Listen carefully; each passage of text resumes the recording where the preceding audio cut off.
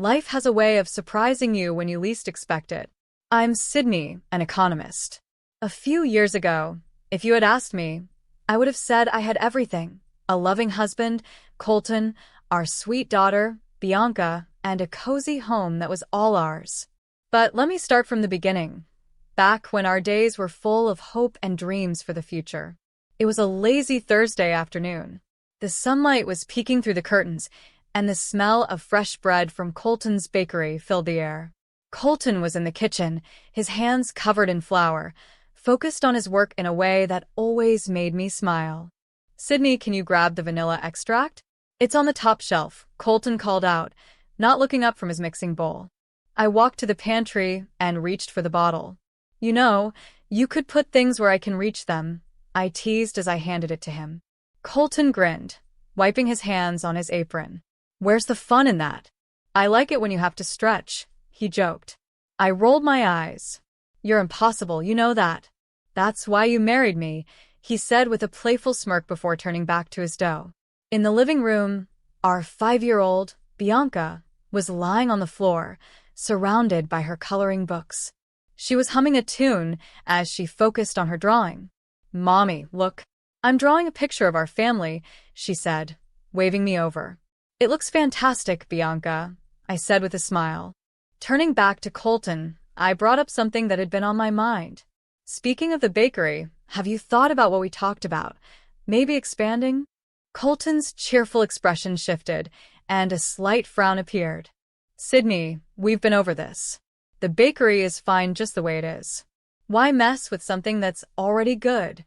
I hesitated but pressed on. "But we could do so much more. For Bianca's future. Maybe even get that house we've always dreamed about." Colton ran a hand through his hair, looking uneasy. "I don't know, Sydney. I like the bakery small and manageable. A bigger place would just be more stress." I felt a wave of frustration but decided to let it go. Okay. I just think we should think bigger, that's all." Colton shrugged, his voice carrying a hint of irritation. "Maybe, but let's just enjoy today, all right? No more talk about expanding." I nodded, not wanting to ruin the day. As the afternoon wore on, the warmth of the sunlight faded, and the day slowly came to an end. I couldn't shake the uneasy feeling.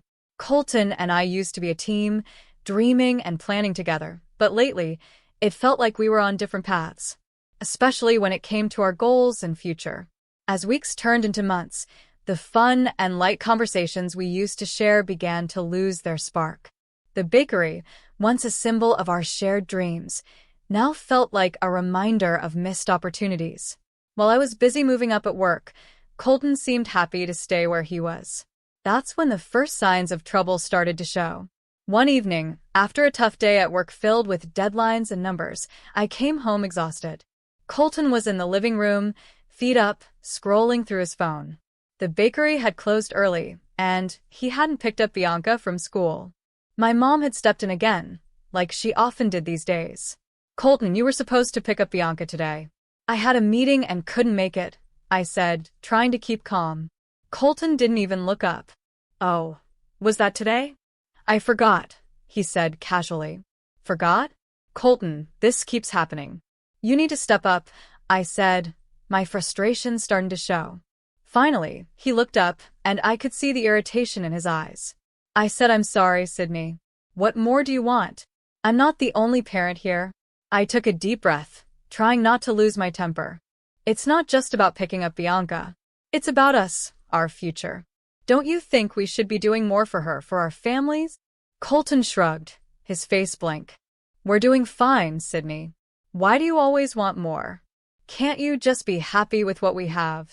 I sat down, feeling a mix of sadness and frustration. "I am happy, Colton. But I also want more for Bianca, for our family." "Is that so wrong?"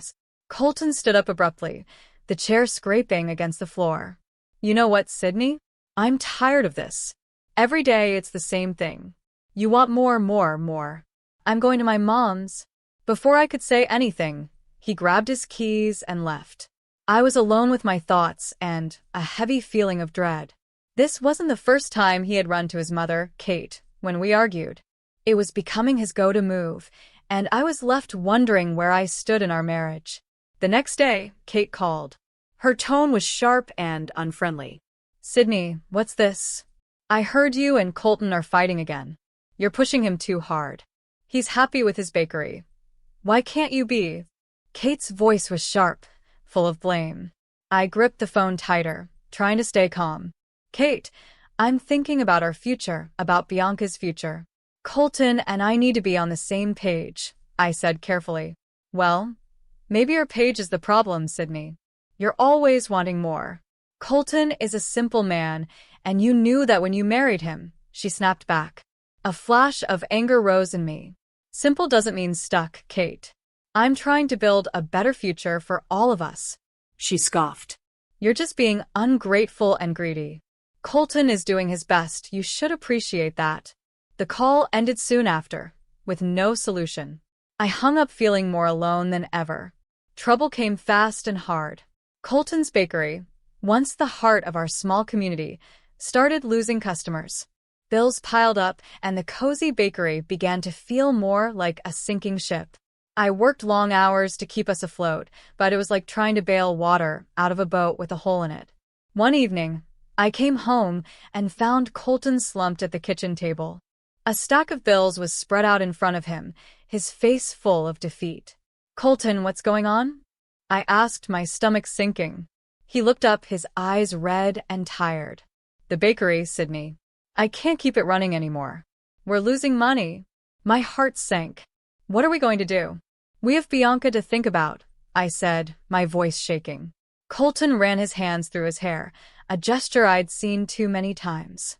I don't know, Sydney. I never thought it would come to this. I sat down beside him, trying to take it all in. Maybe it's time to consider other options.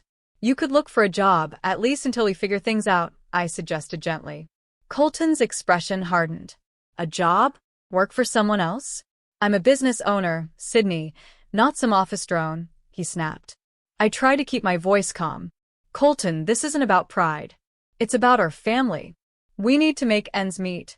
He stood up abruptly, his chair scraping against the floor. The tension in the room was suffocating. I don't need a lecture, Sydney. I know what's at stake. Colton snapped before storming out of the room, leaving me with a stack of unpaid bills and a head full of worries. The next day, I decided to call Kate. Maybe she could talk some sense into him. My hands shook as I dialed her number. Kate, it's about the bakery. Colton is really struggling, and I think he needs to consider looking for a job, I said, trying to sound calm. A job? My son isn't going to work for someone else. He's a business owner, Sydney. He's better than that, Kate shot back. I clenched my jaw, trying to keep my frustration in check. Kate, the bakery is closing. We have bills to pay, a daughter to raise.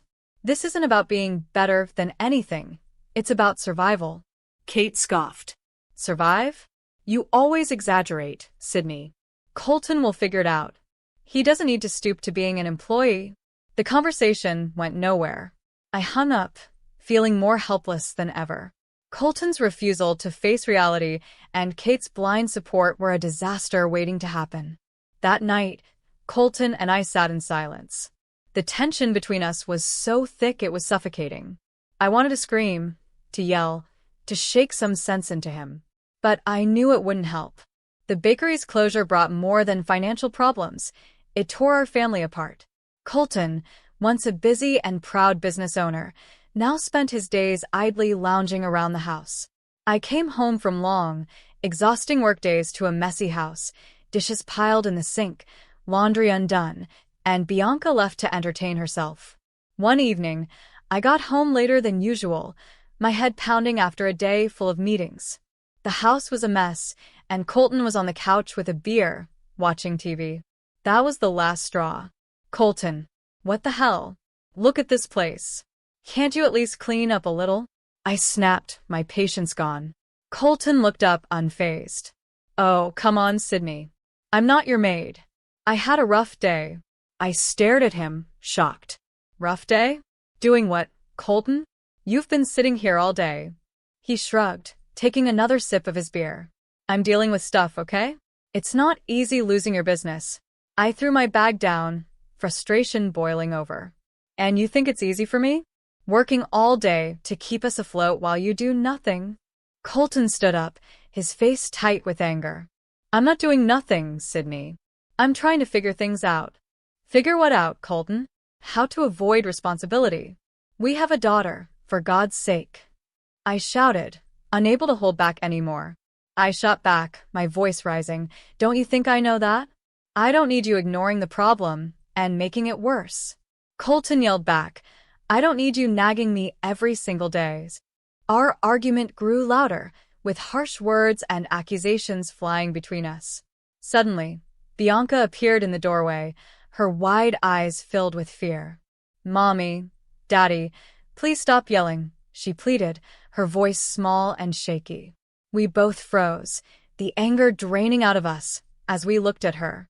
Colton muttered something under his breath and walked out, leaving me to comfort Bianca, who was now crying. I hugged her tightly, guilt and sadness washing over me. The days that followed were a blur of quiet meals, cold exchanges, and an ever-growing distance between us. I struggled to hold everything together, working long hours, managing the house, and taking care of Bianca, while Colton seemed to retreat deeper into himself. The tension in our home hung over us like a heavy cloud, an unwelcome presence that wouldn't leave. But nothing prepared me for what came next. It started with small amounts of cash disappearing from my purse. At first, I thought I was being forgetful, but then the amounts grew larger. One evening, after noticing another $100 missing, I decided to confront Colton. He was in the living room, glued to the TV as usual. Colton, have you been taking money from my purse? I asked, trying to keep my voice calm. He didn't even look at me. What? No. Why would I do that? Anger flared inside me. Because it's missing, Colton. And I know I didn't spend it. He finally turned to face me, his expression defensive. Look, I needed some cash, okay? It's not a big deal. I stared at him, incredulous. Not a big deal? It's stealing, Colton. From your own wife. He stood up, his voice rising. I don't need a lecture, Sydney. I took a bit of cash for beer. It's not like I'm wasting it on something stupid. I couldn't believe what I was hearing. Beer? You're stealing money for beer while I'm working day and night to hold this family together? Colton's face hardened. Yeah, beer. It's not like I have much else to enjoy these days. A mix of anger and sadness overwhelmed me. That's your excuse? I'm out there busting my back, and you're sitting here drinking away our money. Colton scoffed. Oh, please. You're always so dramatic. It's just a few bucks. His words cut deep. I felt like I didn't recognize the man standing in front of me anymore. I took a deep breath, trying to stay calm. This isn't just about the money, Colton. It's about trust. How can I trust you if you're stealing from me? Colton didn't respond. He just turned back to the TV, shutting down the conversation. The next day, I made a decision and called Kate to talk about the situation. It's about Colton, I began, trying to keep my emotions steady. He's been taking money from my purse for beer. Kate laughed, the sound sharp and dismissive. Oh, Sydney, you're making a big deal out of nothing. He's just going through a tough time. I couldn't believe her reaction. Kate, he's stealing from me. How can you just brush that off? He's your husband, Sydney. What's yours is his, she said, her tone matter-of-fact. Besides, it's just a bit of cash. Anger bubbled up inside me. It's not about the amount, Kate. He's not contributing anything, and now he's taking what little we have left. Kate wouldn't budge. I don't see the problem. He needs to unwind. You're being too hard on him. I hung up, realizing it was pointless. Kate was never going to understand or support me. One morning, I woke up to find Colton's side of the bed empty. That wasn't unusual anymore, but as the days stretched on with no word from him, I started to worry. I called his phone repeatedly, but it went straight to voicemail. Days passed, and finally, after a full week of silence, I heard the front door open. Colton walked in looking different. There was a strange confidence about him. And he wasn't alone. His mother, Kate, strutted in behind him, wearing a smug expression. Colton, where the hell have you been? I've been worried sick, I exclaimed, feeling a mix of relief and anger. Colton smirked. Oh, Sydney, always so dramatic. I have news. I frowned, confused. News? What news? He pulled out a lottery ticket and waved it in front of me.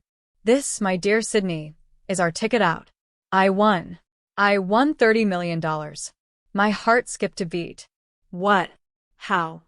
Kate chimed in, her tone dripping with smugness. He bought the lottery ticket with your credit card. Looks like it was a smart investment after all. I was stunned, my mind racing. My credit card? You used my credit card without asking? I said, my voice shaking. Colton's smirk grew wider.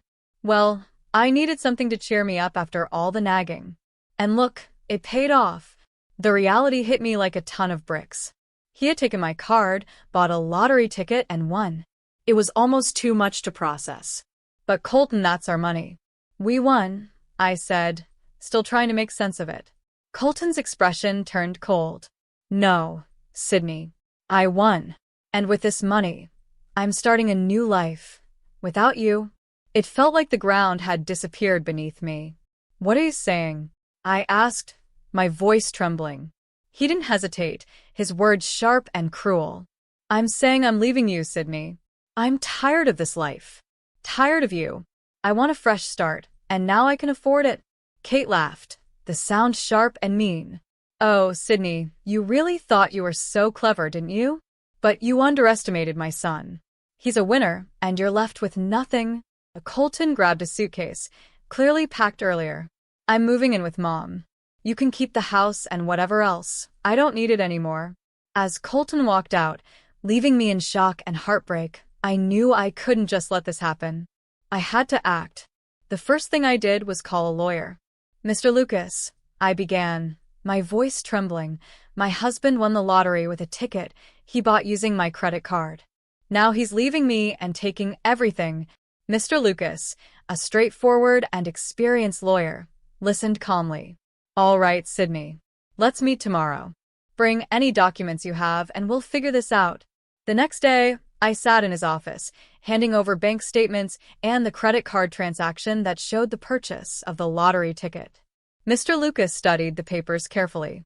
Based on this, we have a strong case, he said confidently. The ticket was bought with your money, which gives you a claim to the winnings. I felt a flicker of hope. So, what's our next step? We'll file for a court injunction to freeze the lottery winnings until this is resolved. Then we'll prepare for a court battle, he said firmly. The court date came faster than I expected. Colton and Kate were there, their smug expressions as if they had already won.